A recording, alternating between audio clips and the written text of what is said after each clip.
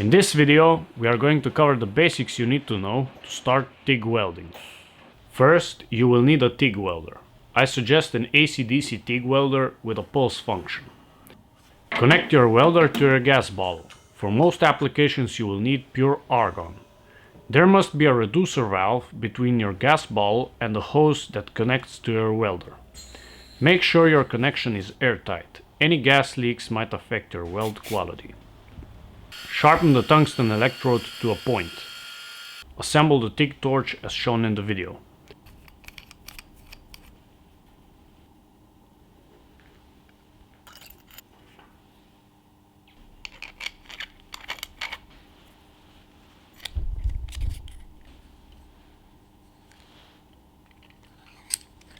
Tungsten should slightly stick out from the gas cup.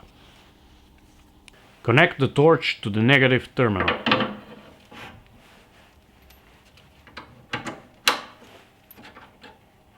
Connect your ground clamp to positive terminal. Plug your welder to electric grid and turn it on.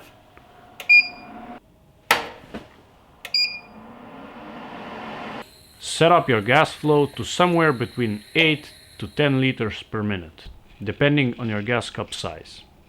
First, we will start with the basics. I will quickly explain what 2T and 4T stands for. In 2T mode, you will have to press and hold the trigger for as long as you need to weld, and when you release it, it will stop welding. In 4T mode, you only press the trigger to initiate the arc and then you can let go of it. The weld starts at the first press and it only finishes when you press the trigger the second time. Now let's get to know the difference between AC and DC TIG welding. DC stands for direct current, which means electricity flows only in one direction from the TIG torch to your ground clamp. DC TIG welding is used mainly for carbon steel and stainless steel welding. AC stands for alternating current, and you would need this for aluminium because the alternating current lifts off the oxide layer that is protecting aluminum. Now let's get back to DC TIG welding and I will explain the functions and parameters you will mostly use on your welder. Your main parameter is your welding current. For our demonstration purpose, we will set it up to 150 amps. Pre-flow and post-flow means how long the argon gas will flow before the arc is initiated or after the welding arc is turned off. Let me show you what I mean. I will set pre-flow to 3 seconds and post-flow to 3 seconds. When you press the trigger on the torch, it will first start flowing argon gas for 3 seconds before the arc starts a weld. Then when you release the trigger, it stops welding, but the argon gas will still be flowing for another 3 seconds. This is what prevents the oxidation of your tungsten electrode and your weld. Next parameters will be upslope and downslope. Upslope is how many seconds it will take from start current to your main current, which we set up earlier at 150 amps. First, I have to set up the start current at 25 amps and then I set how many seconds it will need to increase to 150 amps. I will give it 4 seconds. Downslope is basically the same, just the opposite. I will also set it at 25 amps and 4 seconds. And this is how it looks.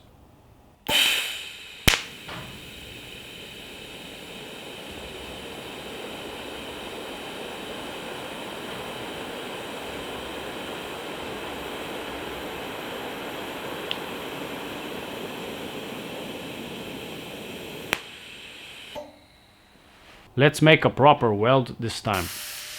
Clean the edges on both pieces, put them together and make 2 tack welds. These tack welds only hold the 2 pieces together so you can weld in between. Now we can also add filler wire to the weld. Hold your TIG torch slightly above the workpiece and place it at an angle as shown. You will be moving the torch in the direction of pushing it towards your filler wire. Start the arc. When you see a molten metal puddle, it means you're ready to move the torch forward, then slightly back, and at the same time push the filler wire into the welding puddle.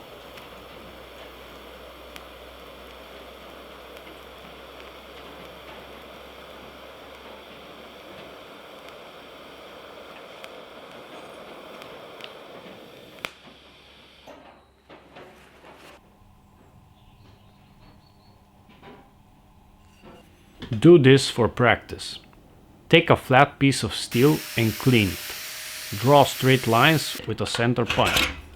Practice welding on these lines.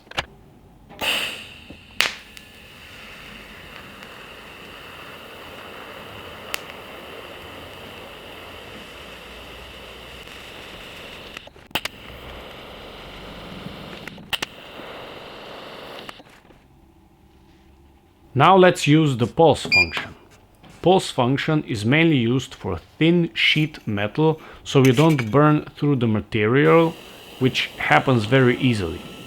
We will be using stainless steel for this test. Pulse function has three settings. Your pulse current in amps, which is lower than your main current. Then you have frequency settings in hertz and the duration in percent. Let's set the pulse current at 90 amps, frequency at 1 Hz and duration at 50%. And this is how it should look.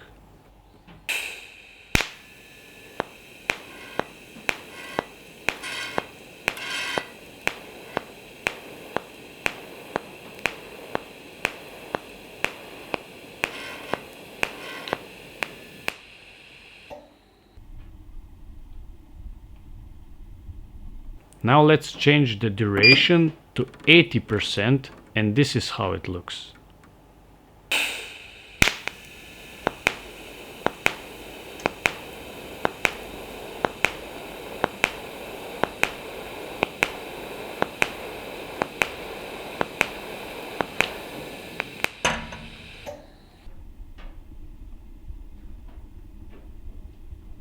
Now let's increase the frequency to 10 Hz and leave the duration back at 50%.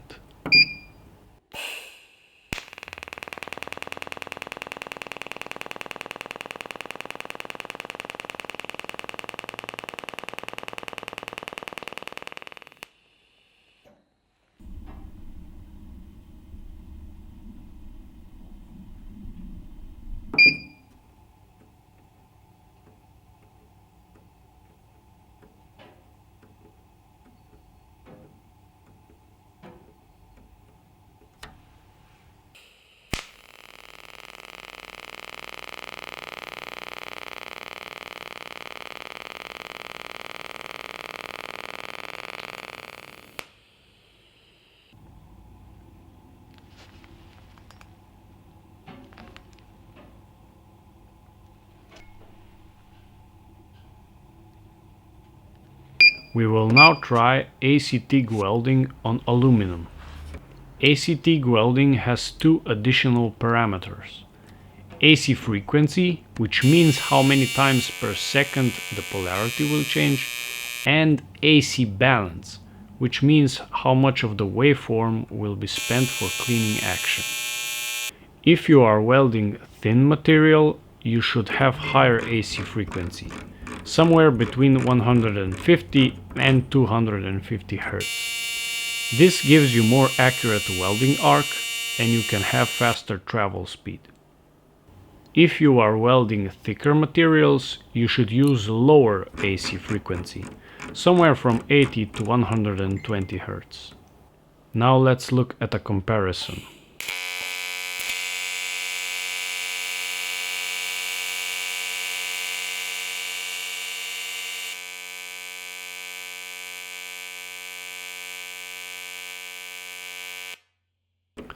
For next test, we will leave the current at 100 amps and AC frequency at 120 Hz, but we will only change AC balance. The higher the AC balance, the more it will clean the surface of the aluminum, but it will eat the tungsten electrode a little bit more. The lower the AC balance, the less it will clean the surface, which means dirtier welds, but the tungsten electrode will stay sharp. Now let's see a comparison between 20% AC balance, 35% AC balance, which is recommended the most, and 60% AC balance.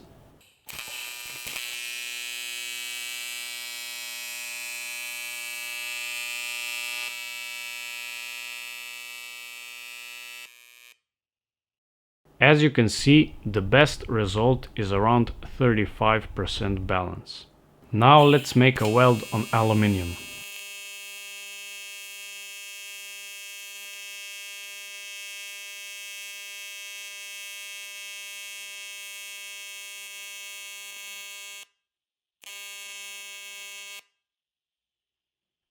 Start welding and experiment with the settings yourself, but I highly recommend you get advice and training from a professional certified welder.